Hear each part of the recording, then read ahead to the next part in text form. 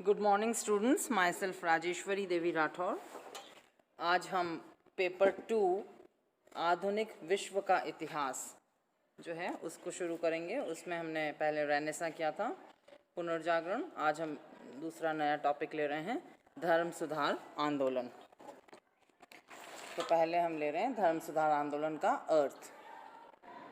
धर्म सुधार आंदोलन यूरोप में ईसाई धर्म के प्रति 16वीं शताब्दी में घटित हुए उस धार्मिक असंतोष एवं विप्लव को कहा जाता है जिसके परिणाम स्वरूप ईसाई धर्म के अनुयायी दो भागों में बंट गए, कैथोलिक ईसाई एवं प्रोटेस्टेंट ईसाई।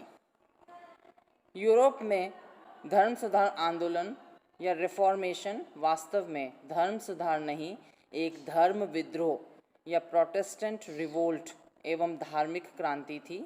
इसके बाद कैथोलिक ईसाई धर्म में जो आंतरिक सुधार की प्रक्रिया शुरू हुई उसे प्रति धर्म सुधार आंदोलन या काउंटर रिफॉर्मेशन कहा जाता है। ईसाई रोमन कैथोलिक चर्च को धार्मिक आस्था एवं श्रद्धा का केंद्र मानते थे। चर्च के कथन को ही अंतिम सत्य या ब्रह्म वाक्य माना जाता था। पोप एवं चर्च के अन्य पदाधिकारी सत्य एवं पवित्रता की प्रतिमूर्ति माने जाते थे। मनुष्य के सामाजिक एवं राजनीतिक जीवन पर भी चर्च का जबरदस्त नियंत्रण था। कैथोलिक चर्च की सदस्यता सभी ईसाइयों के लिए अनिवार्य थी। चर्च का प्रभाव सार्वभौमिक एवं विश्वव्यापी होना चाहिए। इसी अपेक्षा में चर्च के साथ कैथोलिक शब्द का प्रयोग किया जाता था।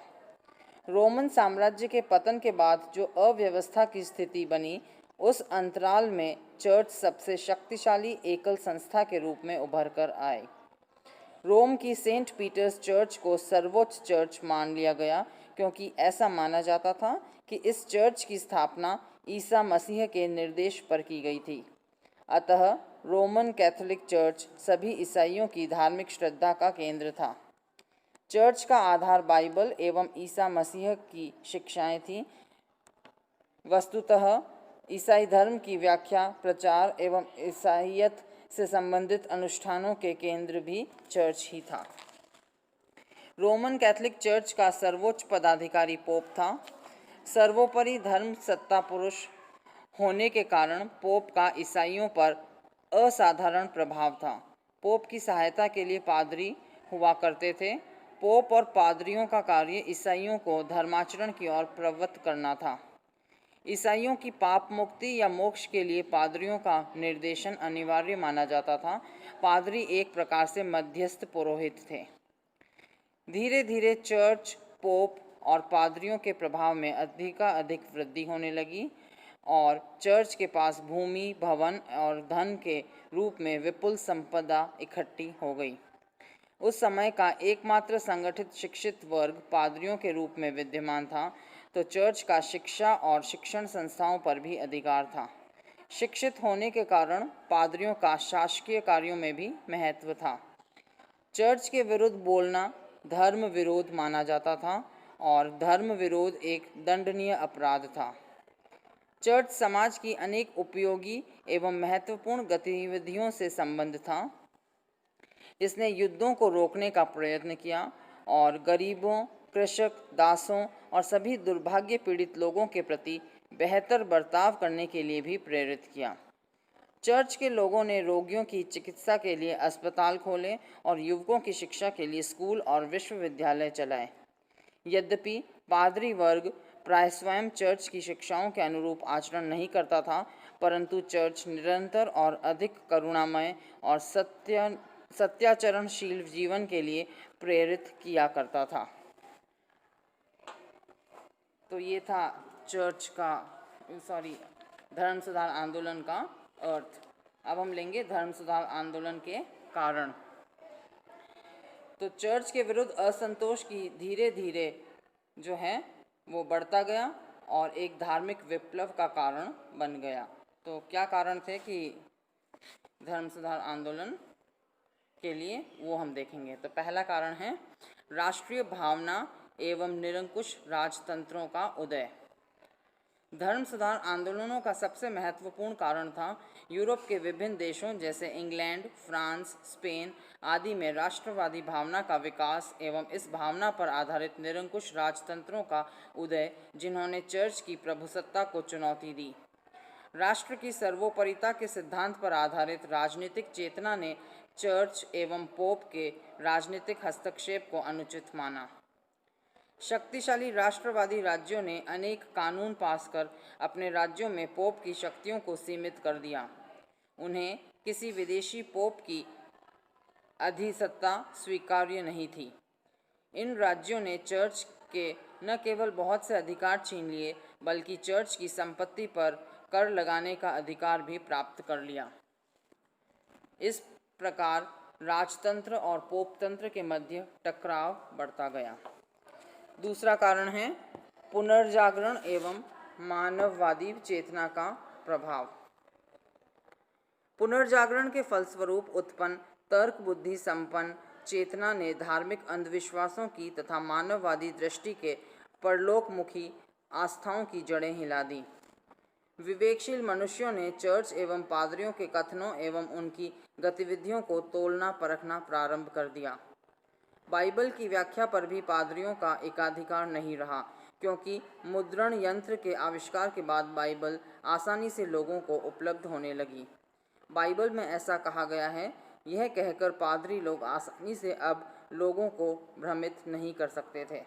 दूसरी ओर पुनर्जागरण युग की मानववादी चेतना ने धर्म की पारलौकिक महत्ता के सिद्धांत को भी अस्वीकार कर दिया। नेक्स्ट, अगला कारण है धर्म सुधार आंदोलन का आर्थिक परिवर्तनों से उत्पन्न समृद्धि एवं व्यक्तिवादिता।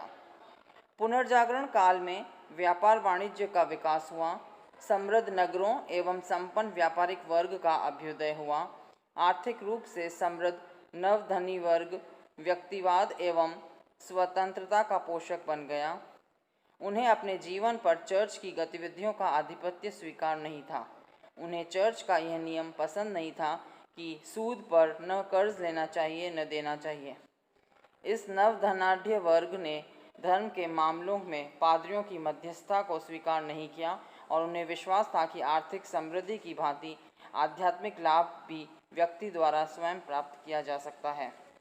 पुनर्जागरण काल में हुए आर्थिक परिवर्तनों से लाभान्वित व्यापारिक वर्ग ने जहां एक और चर्च की शक्ति को कमज़ोर करने के लिए राजाओं का साथ दिया, वहीं दूसरी ओर उन्होंने धर्म सुधार आंदोलन को अपना भरपूर भावात्मक सहयोग भी प्रदान किया। अगला कारण है चर्च की खोखली सिद्धांतपरकता, विलासिता एवं अनाचार। चर्च के अधिकारी जहां एक और सादगी और धर्माचरण की शिक्षा दे रहे थे, उनकी व्यक्तिगत जीवन शैली उनके सिद्धांतों के खोखलेपन को उजागर कर रही थी।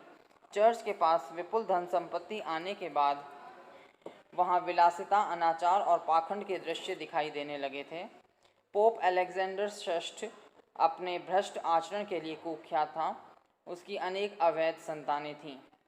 पोप लियो दशम येन केन प्रकरण लोगों से धन ऐंठने के अभियान में लगा रहता था।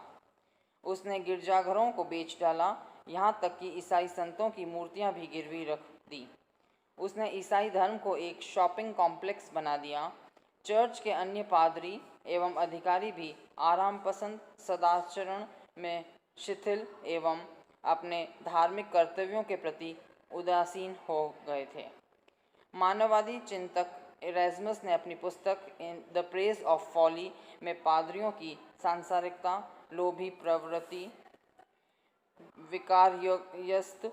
विकारग्रस्त मानसिकता एवं उनके अनाचार का वर्णन व्यंग्यात्मक शैली में किया है। अगला कारण है धर्म सुधार आंदोलन की वैचारिक पृष्ठभूमि।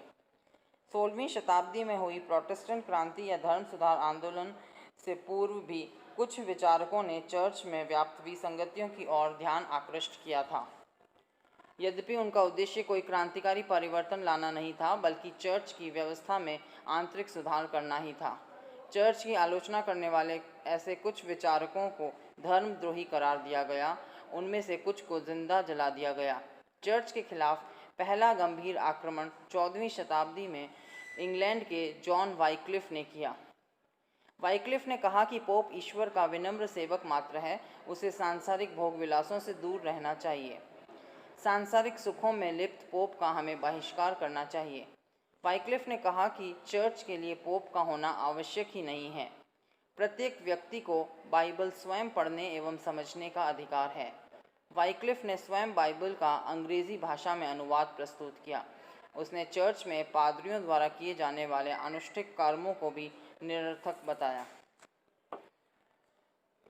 अन्य विचारक जॉन हस था, जिसने भी ईसाई जगत में व्याप्त धार्मिक पाखंड की आलोचना की।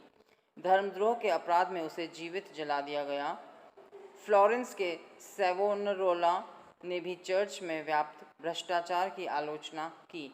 इस तरह की बात करने के लिए उसे जलती हुई भट्टी में झोंक दिया गया। उपयुक्त विचारकों को यद्यपि नष्ट कर दिया गया, लेकिन उनके विचार जीवित रहे और बाद की पीढ़ियों में फलीभूत हुए। अब नेक्स्ट कारण है तात्कालिक कारण।